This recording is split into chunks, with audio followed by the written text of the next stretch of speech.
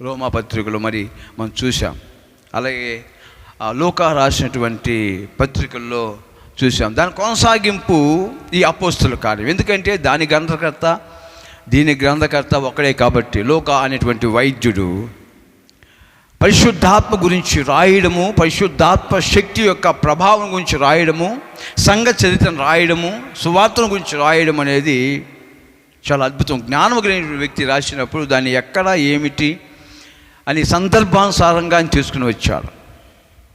వారు యెరూషలేములో ఉంటూ 1వ అధ్యాయంలో మనం జ్ఞాపకం చేసుకుంటే, అపోస్తుల కార్యము 1వ అధ్యాయము 12 నుంచి మనం జ్ఞాపకం చేసుకుంటే, అప్పుడు వారు ఒలీవల వనమనబడిన కొండ నుండి యెరూషలేమునకు తిరిగి వెళ్ళిరి. ఆ కొండ యెరూషలేమునకు విశ్రాంతి దినమున నడవదగినంత సమీపమున ఉన్నది. వారు పట్టణంలో ప్రవేశించి తాము బస చేయబడిన మేడగదిలోనికి ఎక్కిపోయిరి. వారు ఎవరనగా పేతురు, యోహాను, యాకోబు, ఆంద్రెయ, ఫిలిప్పు, తోమా, బర్తలోమయి, మత్తయి, అల్ఫయి కుమారుడగు యాకోబు, జెలోతే అనబడిన సిమోను, యాకోబు కుమారుడగు యోదా అనువారు. వీరందరూ వీరితో కూడా కొందరు సిరను, యేసు తల్లిన మరియా ఆయన సహోదరులను ఏక మనసుతో ఎడతెగక ప్రార్థన చేయుచుండిరి. ఆ కాలమున ఇంచుమించు 120 మంది సహోదరులు కూడి ఉండగా పేతురు వారి మధ్య నిలిచి ఇట్లా వాడిని పురుగొలుపుతున్నాడు పేతురు. కానీ ఎంతమంది ఉన్నారు అక్కడ? 120 మంది ఏక మనసుతో ప్రార్థన చేయడానికి కూడుకున్నారు. ఆరోహణము ఎంతమంది చూశారు? 500 మందికి పైగా చూశారు. 500 మందికి పైగా చూసినప్పుడు వారి విశ్వాస జీవితం ఎలా ఉండాలి? 500 మందిలో ఉండాలి కదా. అంటే సాతాను కొంతమందిని ఏం చేస్తుందంటే తప్పిదోవ పట్టిస్తుంది. విశ్వాసం అయితే ఉంటుంది, ఆ బలమైతే ఉంటుంది, మేము చూసామనేటువంటి నిశ్చయిత ఉంటుంది. కానీ వారు ఏక మనస్సుకు అంగీకరించిన వారంతా మనకు తెలుసా? 120 మంది మేడ మిద్దె గదిలో వారు దేవుడు చెప్పినటువంటి ఆ ప్రాంతమునకు వెళ్ళి వారు ఏక మనస్సుతో ప్రార్థన చేస్తూ ఉంటారు. ఈరోజు మన సంఘములో అనేక మంది ఉండొచ్చు, కానీ ఏక మనసు కలిగిన వారు కొంతమంది. చెప్పచ్చు చాలామందిని నా సంఘ సభ్యులు ఇంతమంది అని చెప్పచ్చు, కానీ దేవుని ఆరాధనకు వచ్చేవారు మాత్రము సంఖ్య తక్కువ. ఎప్పుడైతే ఏక మనసుతో దేవుని చెప్పినట్టుగా ఐక్యత కలిగి ప్రార్థన చేస్తామో అక్కడ అద్భుతాలు జరుగుతాయి. వారు కూడా చూశారు కదా ఆరోహణము, వారికి కూడా ఉంది కదా విశ్వాసము. 380 మంది పోగొట్టుకున్నటువంటి ఆ అభిషేకము, వాళ్ళు వాక్యం విన్నారు కానీ, దేవుడు చెప్పిన మాట విన్నారు కానీ దాన్ని చేయలేదు. 120 మంది మాత్రమే దేవుడు చెప్పినట్లుగా వారు ఏక మనసుతో ప్రార్థన చేయడము మనం చూస్తూ ఉన్నాం. దేవుని యొక్క పిల్లల ఏక మనసుతో ప్రార్థన చేయడం. ఎప్పుడైతే ఏక మనసుతో ప్రార్థన చేస్తుంటామో దేవుడు ఒక అద్భుతంగా వారి మధ్య కార్యము చేస్తారు. దానికి ముందు ఇస్కరియోతు యోధ మోసం చేసి దేవునికి దొంగ ముద్దు పెట్టి ఆయనకి మరణము అప్పగించి వెళ్ళిపోయాడు. అక్కడ ఏమి కొదువుగా ఉందంటే సంపూర్ణతకు ఒక వ్యక్తి కొదువుగా ఉన్నాడు. వాక్యం వింటున్నటువంటి మీకు నేను చెప్తున్న మాట ఏంటంటే, సంపూర్ణతకు కొదువుగా ఒక వ్యక్తి ఉన్నాడు అని అంటే అది నీ గురించే కావచ్చు. నీవు కొదువుగా ఉన్నావేమో,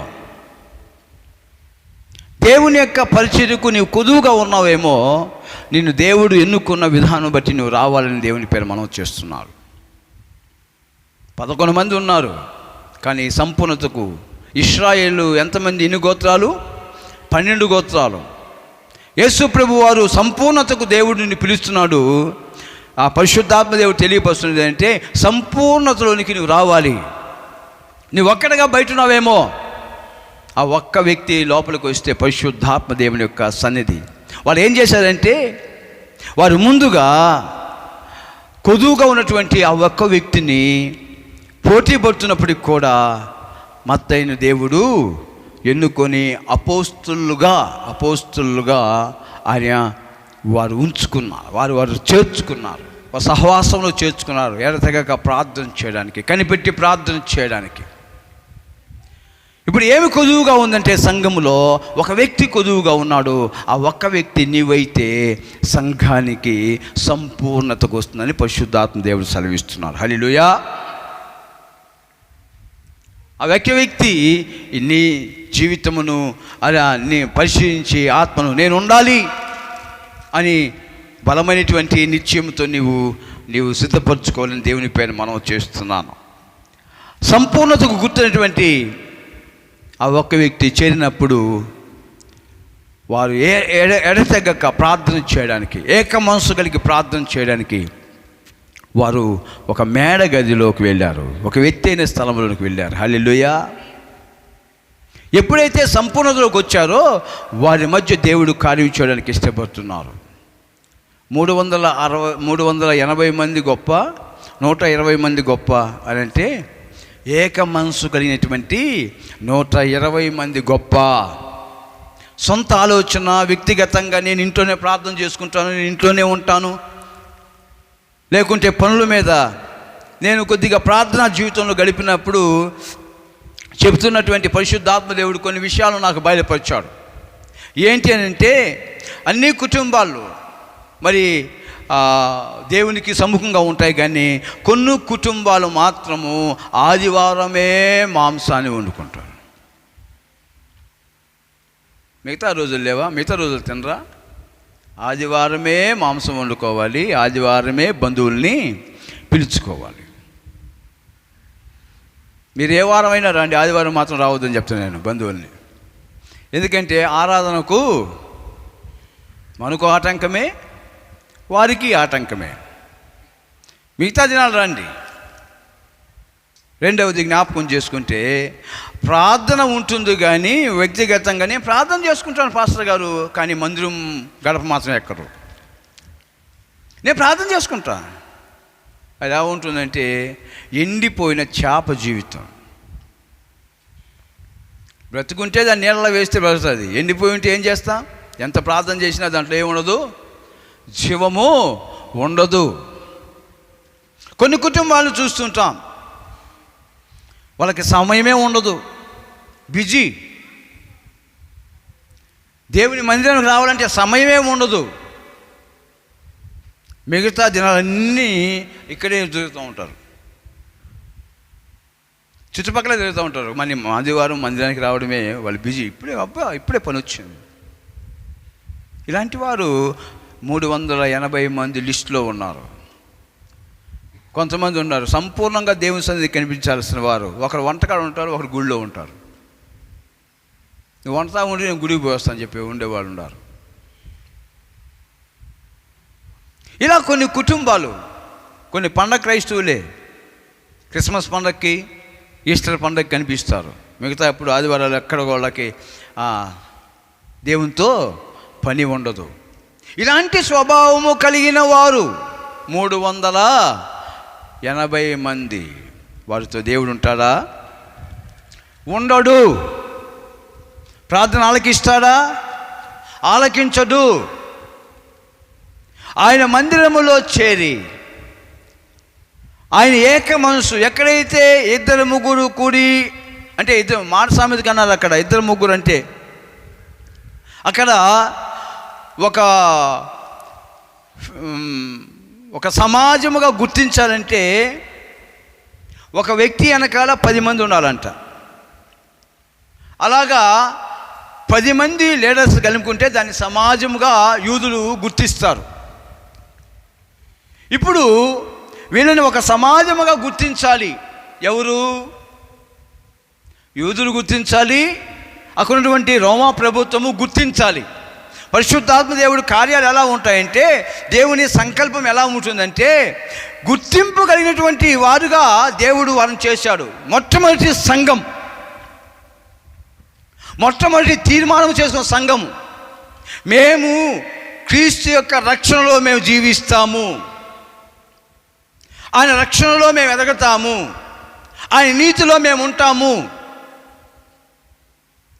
దేవుడు తన స్వరక్తముతో సంపాదించిన సంఘమునకు మొట్టమొదటి రుజువు ఈ 120 మంది ఎడతెగనటువంటి ప్రార్థనా జీవితం. వారు ఎప్పుడైతే ఆ ఎడతెగని ప్రార్థనా జీవితంలో ఉన్నారో పరిశుద్ధాత్మ దేవుడు వారి మధ్యకి దిగి వచ్చారు. గట్టిగా చెప్పడం దేవుని మహింపరచుకున్నాం. హల్లెలూయా. పరిశుద్ధాత్మ దేవుడు వారి మధ్యకు దిగి వచ్చినప్పుడు జరిగినటువంటి సంఘటనలు ఒక 3 ఉన్నాయి.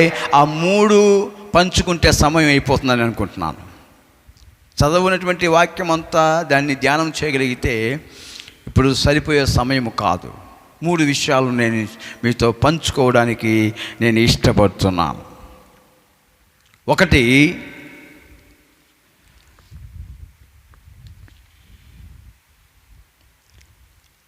అగ్ని చేత బాప్తీసం.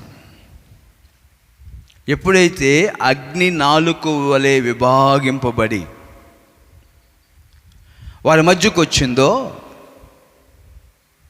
ఇక్కడ ఏమి నెరవేర్పు మొదలైందంటే యేసు ప్రభువు అన్న లూకా శుభవార్త 3వ అధ్యాయం 16వ వచనములో ఆయన బాప్తీసము తీసుకుంటూ బాప్తీసం ఇచ్చి యోహాను యొక్క ఆధీనములో ఆయన ఆ యోర్దానులో బాప్తీసము తీసుకుంటున్నప్పుడు జరిగినటువంటి సంఘటన మనం జ్ఞాపకం చేసుకుందాం. నేను నీళ్ళలో మీకు బాప్తీసం ఇచ్చుచున్నాను, అయితే నాకంటే శక్తిమంతుడు ఒకడున్నాడు,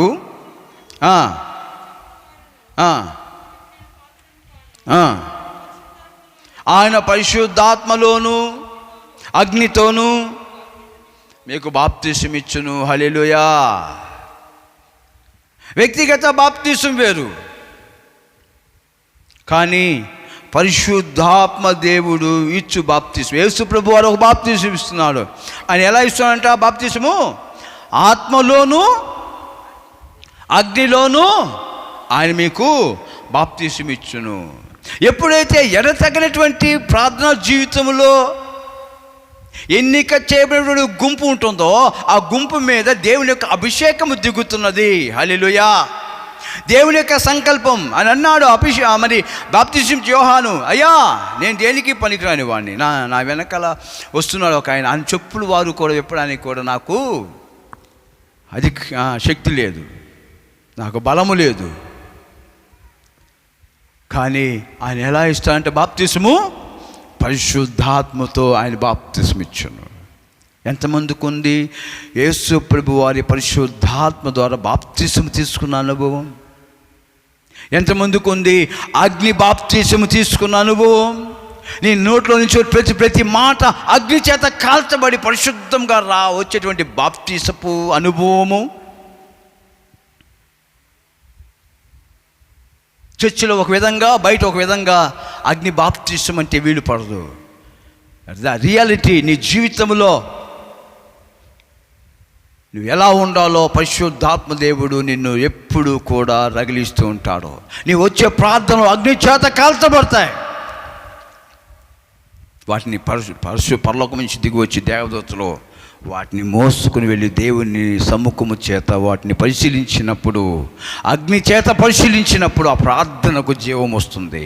అలాంటి అభిషేకము దేవుడు మనకివ్వడానికి అర్హత లేని జీవితంలో నివసిస్తూ జీవిస్తూ పొరలబోతున్నటువంటి మన జీవితంలోనికి దేవుడు ఒక గొప్ప అనుభవాన్ని, పరిశుద్ధాత్మ అనుభవాన్ని మనం గుర్తు చేసుకుంటున్నాం. అగ్ని నాలుకల చేత విభాగింపబడి ప్రతి ఒక్కరి మీద రోలగా అభిషేకములో నింపబడడానికి అర్హత ఏందో తెలుసా? నువ్వు దేవుని సంఘములో ఏక మనసుతో ప్రార్థన చేసే అనుభవంలో ఉండాలి. సవాల్ చేసి చెప్పండి, ఏక మనసు చేసి ఏక మనసుతో ప్రార్థన దేవుని మందిరంలో కలిసి ప్రార్థన చేసి ఎన్ని సంవత్సరాలైంది? అంత బిజీ కదా, వచ్చామా కూర్చున్నామా వెళ్ళిపోయాము అంతే. ఇప్పుడైతే ఫ్యాషన్ అయిపోయింది, చేపల కూర వేయరు, అసలు చెమ్మను కూర చెమ్మరు. అసలు మరి ఆదివారం వెళ్ళిపోయిన తర్వాత గుడి ఉందా? ఏమో మాకు తెలియదు, మేము అటు పోయి చాలా రోజులు అయింది.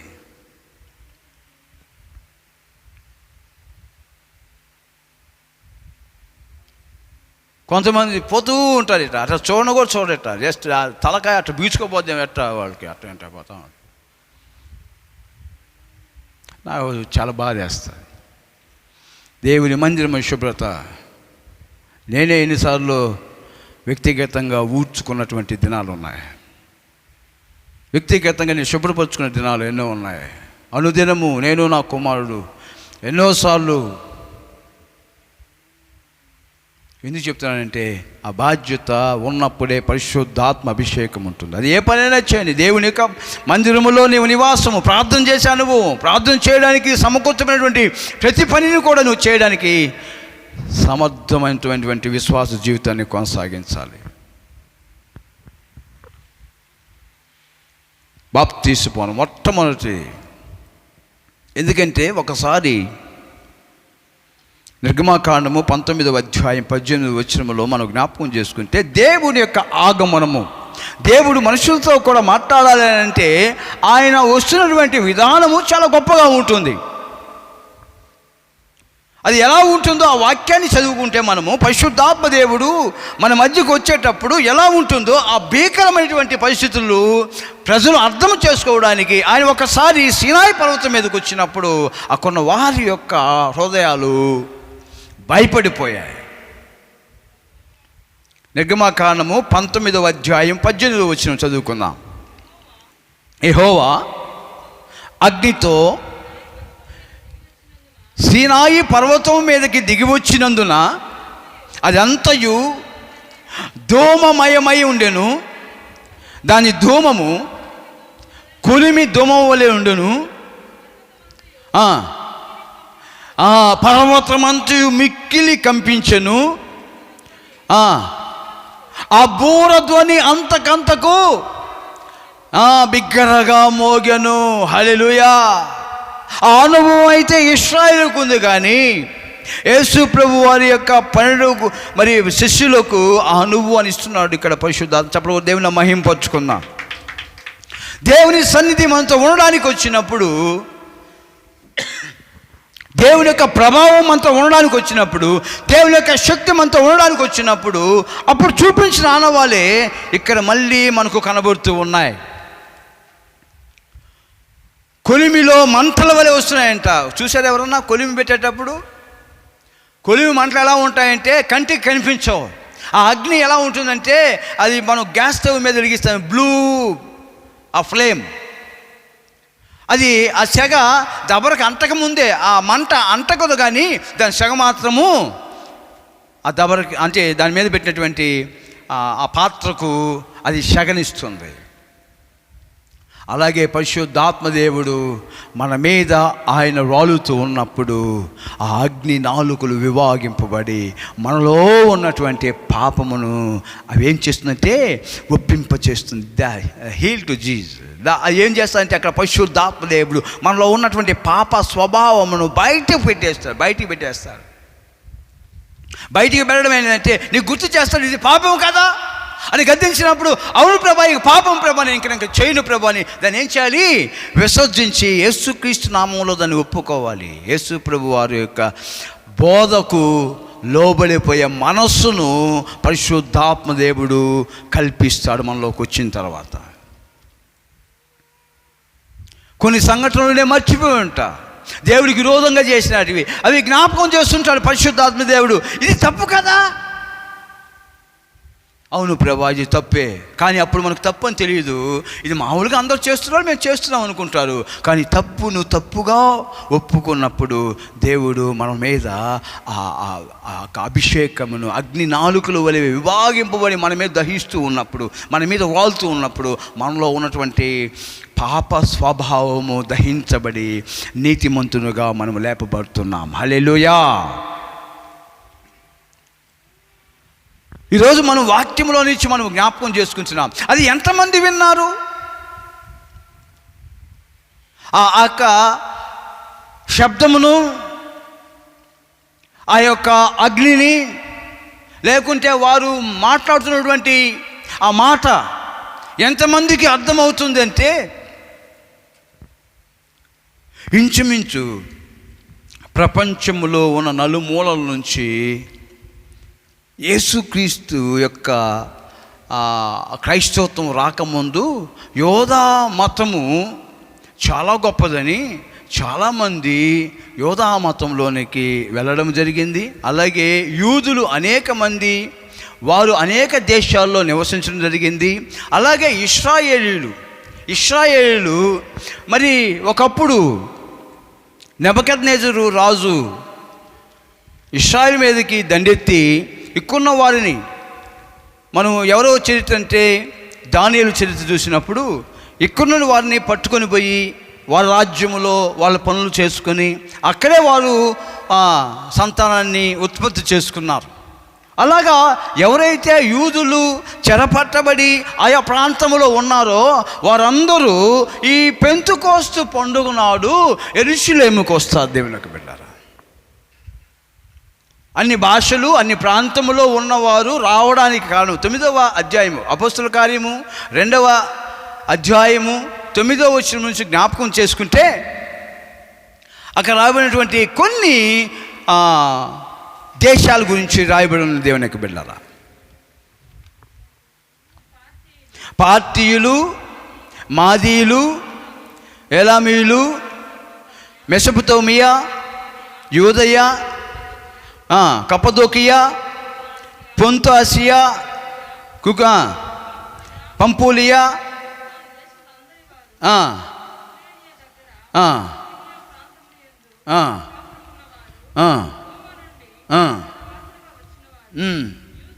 యూదులు, యూదా మత ప్రవిష్టులు, అరబ్బీలు, వీరు మన భాషలతో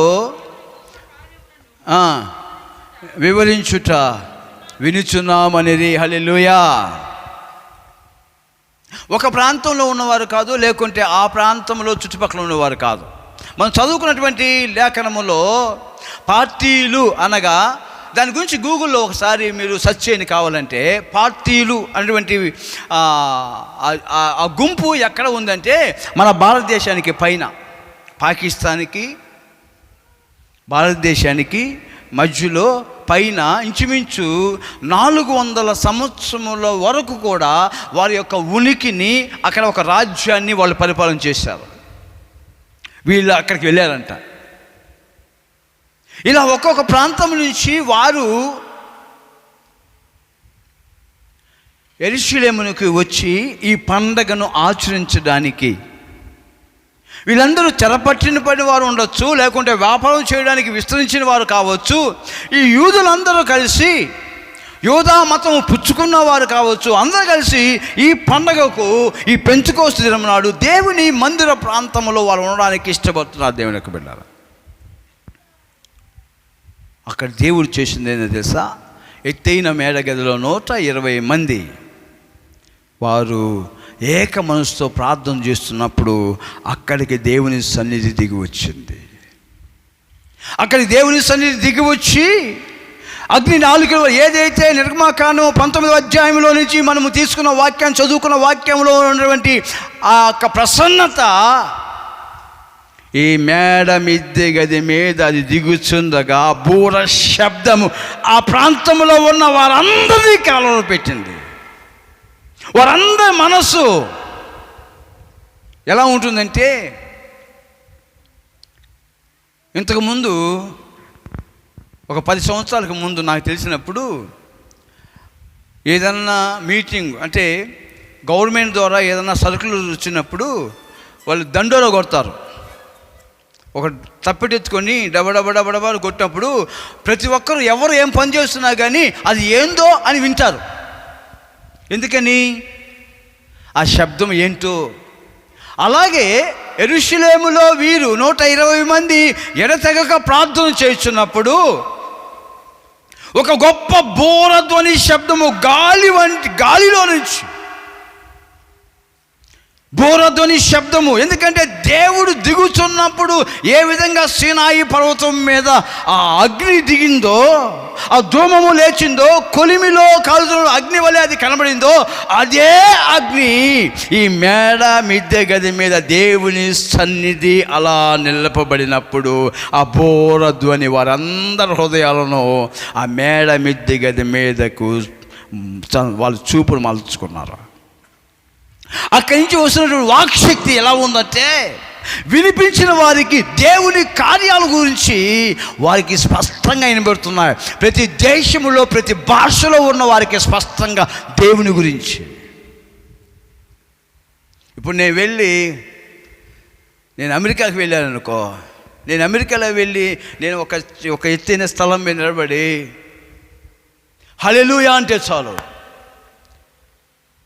అందరూ క్రైస్తవులైతే నా వైపు చూస్తారు. వాళ్ళు అనుకుంటారు హల్లెలూయా అనేటువంటి మాట నా నోట్లోంచి వచ్చినప్పుడు ఇతను క్రైస్తవుడు అంటారు. అవునా? ఎందుకంటే అది తమిళం కావచ్చు, మన హిందీ కావచ్చు, మలయాళం కావచ్చు, మరాఠీ కావచ్చు, దేశ భాషలు ఎన్ని రకాలు ఉండొచ్చు. కానీ బైబిల్లో మనకు అర్థమైంది, క్రైస్తవులకి అర్థమైంది. క్రైస్తవుడు అని తెలుసుకోవడానికి ఒకే ఒక భాష, పరిశుద్ధాత్మ దేవుడు మనకు ఒక వాక్శక్తిని అనుగ్రహించాడు. ఏం తెలుసా? హల్లెలూయా, హల్లెలూయా. ఈ వాక్శక్తి అందరిని వైపు తిరిగింది. దేవుని కార్యాలు, నేనైతే హల్లెలూయా అన్నాను, కానీ అక్కడ వారికి దేవుని కార్యాలు స్పష్టంగా వారికి అర్థమవుతున్నాయి. దేవుడు ఉన్నాడు అని రుజువు, బలహీనమైన వారిని బలపరచడానికి ఉన్నాడు. వారు ఏ ఆపద నిమిత్తమైతే దేవుని మందిరానికి వచ్చినారో, దేవుని సన్నిధికి వచ్చినారో, దాన్ని తీర్చడానికి వారి కష్టాలు, శ్రమలు, ఇబ్బందులు వారు ప్రకటన చేస్తున్నప్పుడు వీళ్ళు విని ఇది ఎలా సాధ్యమైంది, దేవుని కార్యాలు వాళ్ళు ఎలా చెప్పగలుగుతున్నారు, నేను ఏ అవసరమైతే యెరూషలేములోకి వచ్చానో, ఏ అక్కర నిమిత్తమైతే నేను యెరూషలేముకి వచ్చానో, నా అక్కర నెరిగి వాక్శక్తి కొలిది నాతో మాట్లాడి నాకు అభయం ఇస్తున్నారు. పరిశుద్ధాత్మదేవుడు వారిలో అర్థమయ్యేతో, నేను నీకున్నాను, నువ్వెందుకు దిగులు పడతావు, నువ్వు భయపడతావు ఎందుకు, నువ్వు వచ్చినటువంటి సంగతిని అని వారు దేవుని కార్యాల గురించి వివరణాత్మకంగా వారు బయలుపరుస్తున్నప్పుడు దేవుని యొక్క బిడ్డలారా, వాళ్ళందరూ కలవరపడ్డారు. దేవుని యొక్క బిడ్డలారా, దేశములలో నుంచి అనేక దేశములు వారి భాషలో వారికి అర్థమైంది ఏంటంటే, దేవుడు మమ్మల్ని విడిచిపెట్టలేదు, దేవుడు మమ్మల్ని మరచిపోలేదు, దేవుని యొక్క శక్తి మా మీద ఉన్నది, దేవుడు మమ్మల్ని కనికరించాడు. హల్లెలూయా, దేవుడు మమ్మల్ని కనికరించాడు. ఆ రెండవ తెగవారిని మనం జ్ఞాపకం చేసుకుంటే, ఏలామీయులు, మాదీయుల గురించి జ్ఞాపకం చేసుకుంటే, మాదీయులు పారసిక దేశములో ఉన్నవారు ఈ దినము దేవుని యొక్క బిడ్డలారా, వారి యొక్క జీవన విధానములో వారు బానిసలుగా కొనిపోబడినప్పుడు వారు ఆ ప్రాంతములో వారు స్థిరస్థాయిగా నిలిచిపోయినప్పుడు వారి సంతానము యెరూషలేమునకు రావడం జరిగింది. అంతేకాదు, అబ్రహాము సంతానం మెసొపొతామియా వారు,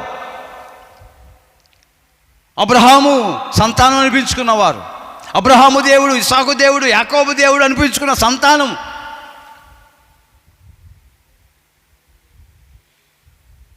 వారు కూడా యెరూషలేముకు రావడం జరిగింది. దేవుని సంకల్పములో ఉన్న ప్రతి తెగ, ఎవరైతే దేవుని సంకల్పం మీద ఉన్నారో వారినే కాదు, సంకల్పములో లేకుండా బైబిల్కు దూరంగా ఉన్న వారిని కూడా దేవుడు వారిని ఆ సమయమునకు ఆ సంతానములో నుంచి యెరూషలేముకు నడిపించుకున్నాడు. హల్లెలూయా. అందుకనే అక్కడ కార్యము చేయాల్సిన అవసరం ఏర్పడింది. దేవుని యొక్క బిడ్డలారా, పరిశుద్ధాత్మ దేవుడు యెరూషలేములో మేడం గదిలో ప్రార్థన చేసిన 120 మంది వారు వాక్శక్తి కొలది వారి మీదకి అభిషేకం దిగినప్పుడు, దేవుని సన్నిధి దిగినప్పుడు దేవుని యొక్క ప్రసన్నత వాళ్ళ మీదకి అగ్ని నాలుకల వలె విభాగింపబడి వారి మీద దిగుతున్నప్పుడు వారు వాక్శక్తి కలిగి దేవుని కార్యాలను వివరిస్తున్నారు. ఈరోజు పరిశుద్ధాత్మ అనుభవం పొందినటువంటి మనము దేవుని కార్యాలను వివరించగలుగుతున్నామా? దేవుని యొక్క రక్షణ సువార్తను అనుభవించగలుగుతున్నామా? దాన్ని అందించగలుగుతున్నామా? మనకు తెలిసిన భాష వారితో మాట్లాడడానికే మనకు సిగ్గు కదా. ఏమో యేసుప్రభుని గురించి చెప్తే ఏమనుకుంటారో. కానీ పరిశుద్ధాత్మ దేవుడు దిగినప్పుడు ఎవరు ఏమనుకున్నా దేవుడు నాతో ఉన్నాడు అనేటువంటి గొప్ప ధైర్యాన్ని పరిశుద్ధాత్మ దేవుడు నీకు ఇస్తారు. హల్లెలూయా.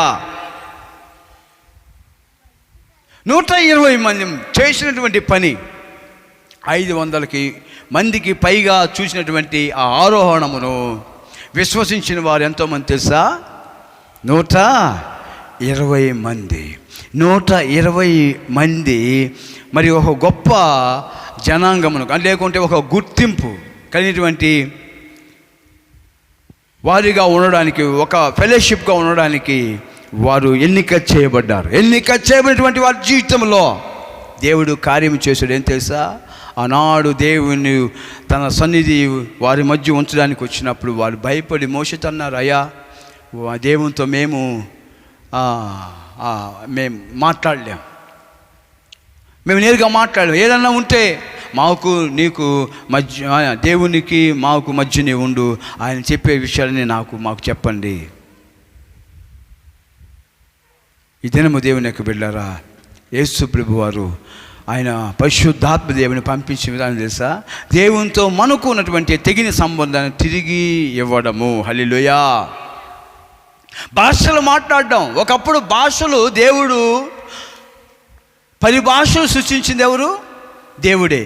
బాబేలు గోపురము కట్టేటప్పుడు దేవుని కంటే అంటే ప్రపంచంలో ఏ విపత్తు జరిగినా కానీ మేము దాన్ని జయించగలము అంటే దేవుణ్ణి కూడా మేము జయించగలము అనేటువంటి ఒక గొప్ప ఎత్తైన కట్టడాన్ని వాళ్ళు కట్టడం ప్రారంభం చేశారు. అందరు మనుషులు కలిసి నిమ్రోదు పరిపాలనలో.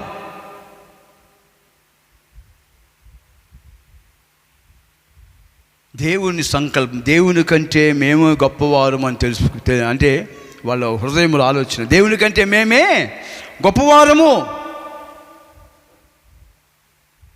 దేవుడు ఏం చేశాడు? అక్కడ వారి మధ్య భాషలు కలిగించాడు, భాషలు సృష్టించాడు. దేవుని కంటే హెచ్చిపోకూడదని భాషలు కలిగించినప్పుడు వారికి మాట అర్థం కాక ఎవరి పాటికి వాళ్ళు ఆ కట్టడాన్ని అలాగే ఆపేసి వీళ్ళు ఏం చేశారు? ఒక్కొక్క ప్రాంతానికి వెళ్ళిపోయారు. అందుకని ఇన్ని భాషలు ప్రపంచంలో ఉన్నాయి. ప్రతి ఒక పెద్ద ఊరికి ఒక భాష. మన ఇండియాలో అయితే ఎన్ని రాష్ట్రాలు ఉన్నాయో అన్ని రాష్ట్రాలకు ఒక్కొక్క భాష తెలుసు కదా. ఒక 100 కిలోమీటర్లు తమిళనాడుకు పోతే అక్కడ తమిళం మాట్లాడతారు. 200 కిలోమీటర్లు ఇట్లా వెనక కేరళకు పోతే అక్కడ వాళ్ళు మలయాళం మాట్లాడతారు. అలాగే ఇంకొద్దిగా ఇటు వచ్చి మనం బెంగళూరుకు పోతే అక్కడ వేరే, కర్ణాటకకు పోతే వేరే. హిందీ అనుకుంటున్నాము కానీ హిందీలో లాంగ్వేజ్లు వేరే, పంజాబీ, ఇలాగ రకరకాలుగా మాటలు ఉంటాయి. మధ్యలో కొన్ని ఉన్నాయి. కోయోలు ఉన్నారు, వాళ్ళు ఒక తెగ వేరు.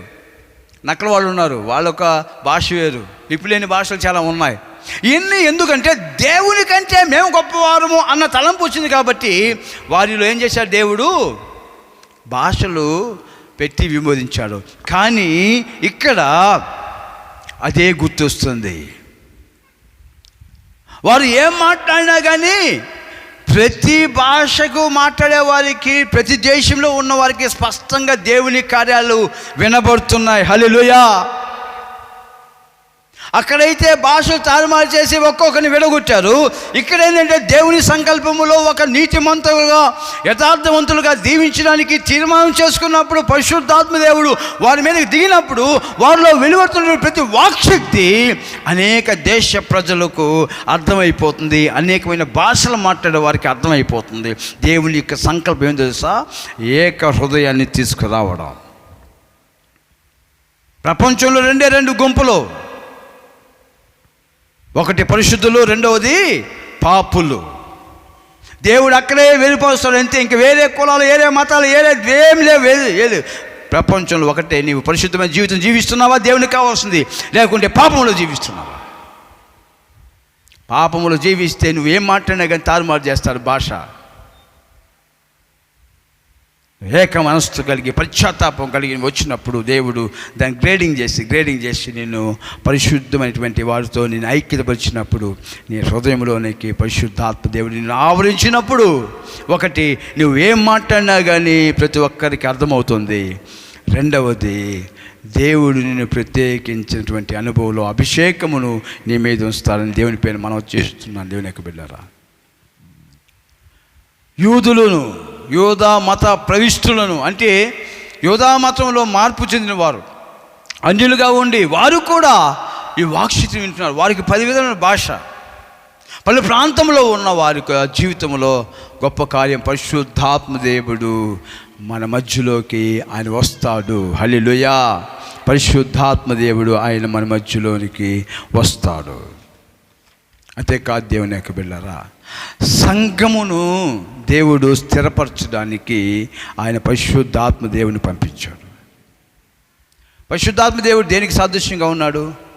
ఆ సంఘంలో ఉండి తన కార్యం చేయడానికి. బయట ఒంటరిగా ఉంటే కార్యం చేయడు ఆయన. ఎక్కడైతే సంఘముగా కూడుకుంటారో అక్కడ పరిశుద్ధాత్మ దేవుడు కార్యం చేస్తాడని వాక్యము సెలవిస్తూ ఉంది. దేవుని యొక్క బిడ్డలారా, భాషల గురించి ఒక మాట చదువుకొని ప్రార్థన చేసుకుందాం. 1 కొరింథీయులకు రాసిన పత్రిక 13వ అధ్యాయము 1వ వచనం జ్ఞాపకం చేసుకుందాం.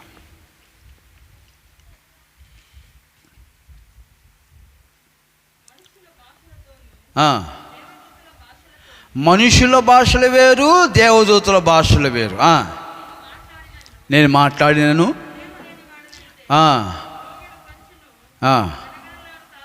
హల్లెలూయా. 2 భాషలు ఉన్నాయి ఇక్కడ. ఒకటి మనుషుల భాష, రెండవది దేవదూతల భాష. దేవదూతల భాష దేవుణ్ణి గణపరుస్తూ ఉంటాయి. హల్లెలూయా. మనుషుల భాష మనుషుల్ని గణపరుస్తూ ఉంటాయి. నీవు మనుషుల భాష మాట్లాడుతున్నావా, దేవదూతల భాషలు మాట్లాడుతున్నావా? ఇంకా క్లారిటీగా చెప్పాలంటే భాషలు దేనికో తెలుసా? దేవునితో మాట్లాడడం కోసం. దేనికి? దేవునితో మాట్లాడు, దేవునితో సంభాషించడం కోసం. నీ బాధ, నీ హృదయం పరిశుద్ధాత్మ దేవుడు నీలో చేరి మూలుగులను కలిగిస్తాడు కదా.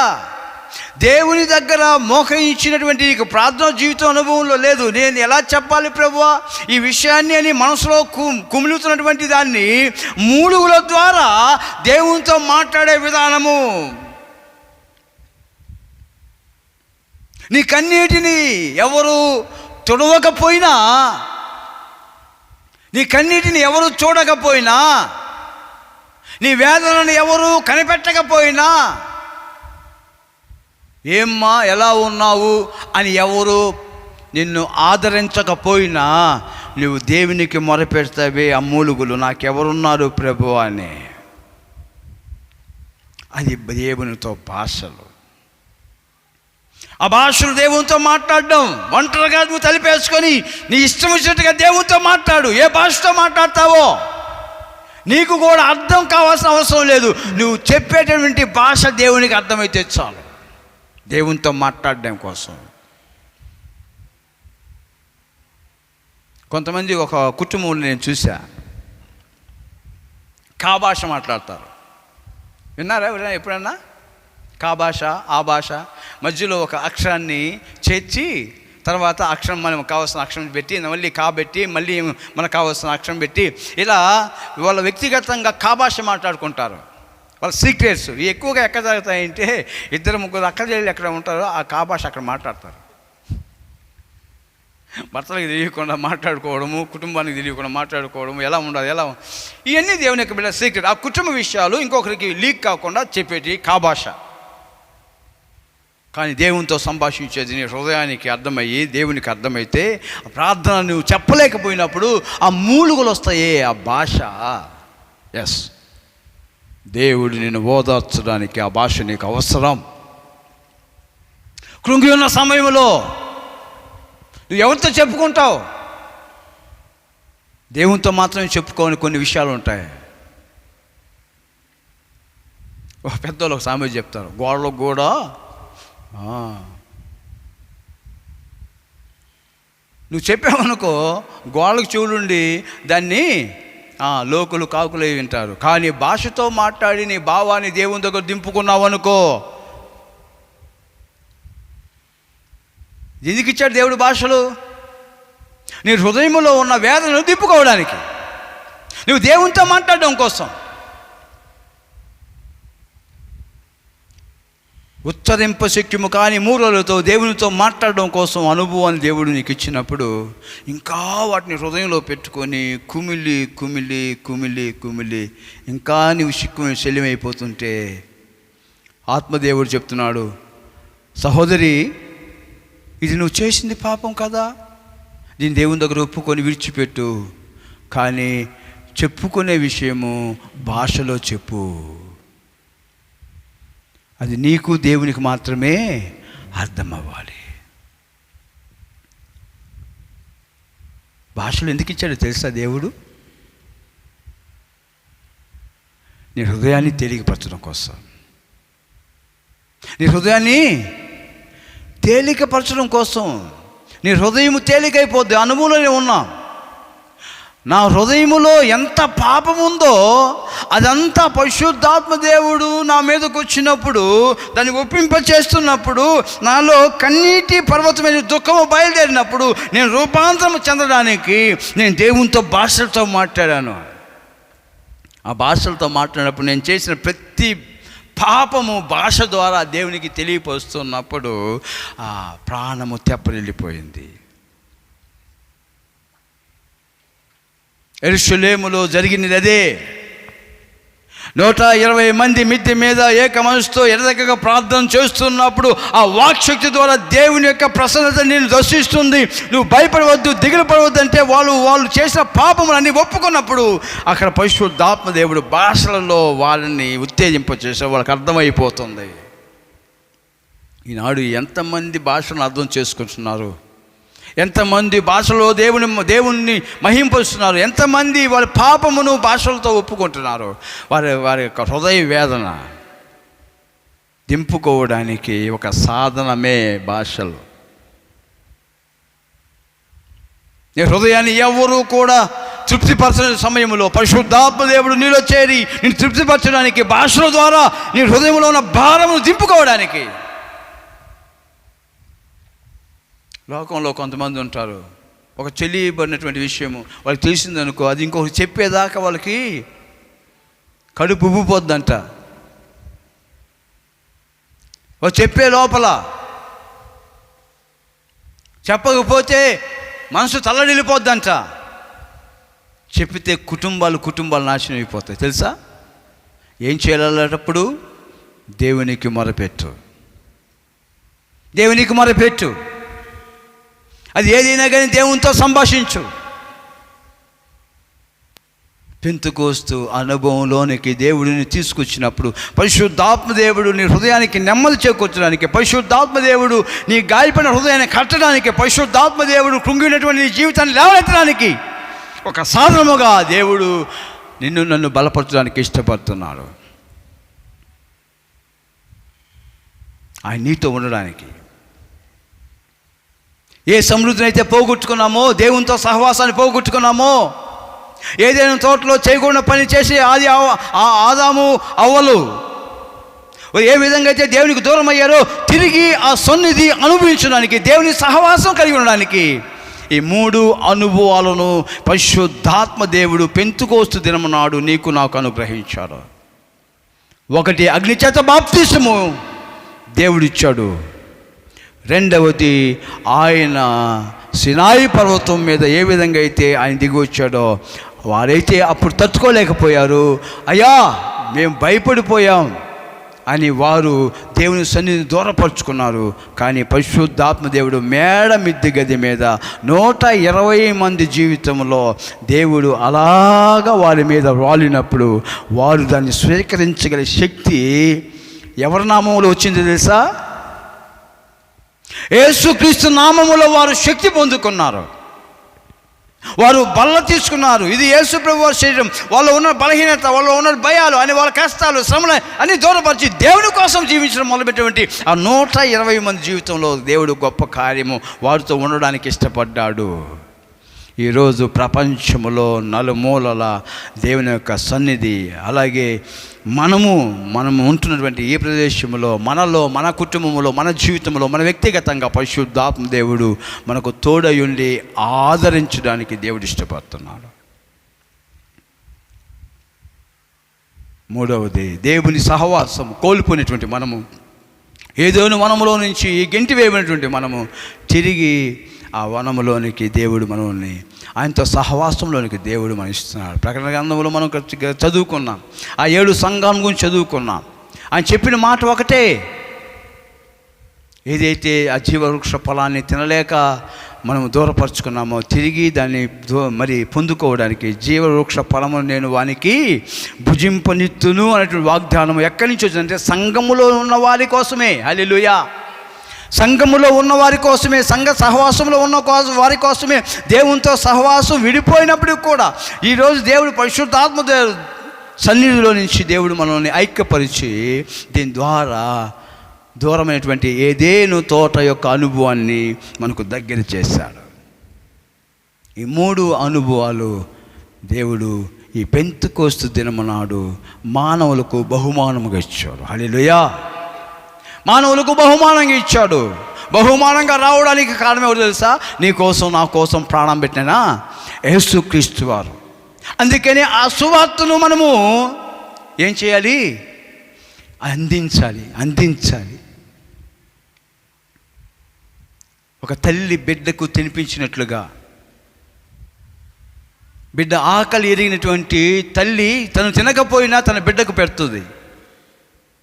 రక్షణ కూడా ఇలాగే. నువ్వు అనుభవిస్తున్నావు రక్షణ, నీకు తెలుసు. కానీ రక్షణ లేని వారి యొక్క జీవితంలో ఏం జరుగుతుందో కూడా తెలుసు. నువ్వు ఎవరికి చెప్పాలి? ఆ వాక్శక్తి అక్కడున్న వారందరికీ కలిగింది. దేవుని గురించి, దేవుని బలం గురించి, దేవుని శక్తి గురించి, దేవుని యొక్క ఉద్దేశం గురించి వారికి తెలియపరచడానికి వాక్శక్తిని దేవుడు అనుగ్రహించాడు.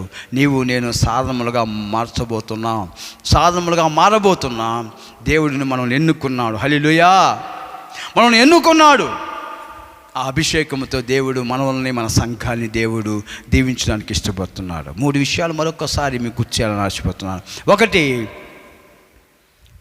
యేసు ప్రభువు చెప్పినట్లుగా యోహాను భక్తుడు బాప్తిస్మం ఇస్తున్నప్పుడు, నా వెనక వచ్చేవాడు అగ్నితోనూ ఆత్మతోనూ బాప్తిస్మం ఇస్తాడు. అది నెరవేర్పు. 2వది దేవుని సహవాసం. ఏ విధంగా అయితే సీనాయి పర్వతం మీదకి దేవుని యొక్క సన్నిధి దిగి వచ్చినప్పుడు అక్కడ అగ్ని నాలుకల వలె, అలాగే కొలిమిలో ఉన్నటువంటి అగ్ని వలె ధూమమై భూరధ్వని శబ్దముతో ఏ విధంగా అయితే వాళ్ళని భయపెట్టిందో అలాగే కొండ యొక్క మేడగిది అనుభవంలో మనం చూస్తూ ఉన్నాం. 3వది ఏదేనో తోటలో నుంచి ఏ విధంగా అయితే వెలివేయబడ్డామో, ఏ జీవవృక్ష ఫలమునైతే మనం భుజించలేక గెంటివేయబడ్డామో తిరిగి సంఘముగా కూడి దేవుని నామాన్ని మనం గణపరిచినప్పుడు ఏకాత్మతో ప్రార్థన చేస్తున్నా ఎంతమంది? 120 మంది మాత్రమే. దేవుని అద్భుత కార్యాలు ఎంతమంది చూశారు? 500 మందికి పైగా చూశారు. 380 మంది వారు వ్యక్తిగత ఆలోచనలో ఉన్నారు. దేవుని ఆత్మ కలిగినటువంటి సంఘముగా చేరి 120 మంది ఎడతెగక ప్రార్థన చేసినప్పుడు వారిని సంఘముగా దేవుడు ఏర్పాటు చేసి వారికి జీవవృక్ష ఫలమును అనుగ్రహించే భాగ్యాన్ని దేవుడు ఇచ్చాడు. చాలామంది అనుకుంటారు నేను ఒంటరిగా ప్రార్థన చేస్తున్నాను, చాలామంది అనుకుంటారు నేను క్రైస్తవ జీవితంలో ఉన్నాను అనుకుంటున్నారే, కానీ వారు ఏమీ చేయడం లేదు. ఏక మనసు, ఏక హృదయం కలిగి ప్రార్థన, సహవాస ప్రార్థన లేదు. దాన్ని కలిగించడానికి, దాని ద్వారా ఉన్న ఆశీర్వాదాన్ని తెలపడానికి పరిశుద్ధాత్మ దేవుడు ఈరోజు మనము 3 విషయాల్లో దేవుడు తేటతెల్లం చేశాడు. కాబట్టి తీర్మానం చేసుకుందాం. అయ్యా, ఇది మొదలుకొని ప్రభా, పోగొట్టుకున్న నా జీవితం, పోగొట్టుకుని చేజార్చుకున్న దేవునితో సహవాసం తిరిగి నాకు ఇచ్చావు ప్రభా. ఏ పాటి వారంలోని దేవుని సన్నిధిలో మనం చేయాల్సిన పని, మన వాక్శక్తి అనుగ్రహించినటువంటి దేవుడు, మనల్ని అగ్నిచేత అభిషేకించిన దేవుడు ఒక తీర్మానం నడిపిస్తున్నాడు. దేవుని కార్యాలను వివరించడానికి ఇది గొప్ప పండుగ. ఆ పండుగ నాడు అనేక మందిని దేవుడు ఎన్నుకొని ఆ ప్రాంతాలకు పరిశుద్ధాత్మ దేవుడిని పరిచయం చేశారు. ఈరోజు నీ జీవితం, నా జీవితం కూడా ఫలభరితంగా ఉండాలి అంటే పెంతెకొస్తు అనుభవంలోకి రావాలి. యేసుక్రీస్తు వారు ఆయన పశువుగా బలి అర్పణ చేసిన 50వ రోజు పరిశుద్ధాత్మ దేవుడు ఆయన భూమి మీదకి దిగి వచ్చినటువంటి పెంతెకొస్తు అనుభవంలోనికి దేవుడు నడిపించుతున్నాడు. ప్రార్థన చేస్తున్నాం. మహాపరిశుద్ధుడా, ప్రేమగల తండ్రి, చెప్పబడిన వాక్యం ప్రభా బిడ్డల జీవితంలో ఫలింపచేయండి నాయన. వారు దేనికి భాషలు నేర్చుకుంటున్నారో, దేనికి ప్రభా సంఘముగా కూడుకుంటున్నారో, దేనికి ప్రభా నాయన ఏ పోగొట్టుకొని ప్రభా వారు ఒంటరిగా ఉంటున్నారో వాటిని విశదీకరించి నేను చెప్పిన వాక్యాన్ని బట్టి ప్రభా నీకు వందనాలు. నాతోనూ బిడ్డలతోనూ మాట్లాడావు ప్రభా. అలాగే ప్రభా నాయన మరి చూస్తున్నటువంటి ప్రతి బిడ్డను ప్రభా మీరు దర్శించి బలపరచమని యేసు నామమున స్తుతించి అడిగి వేడుకుంటున్నాం తండ్రి.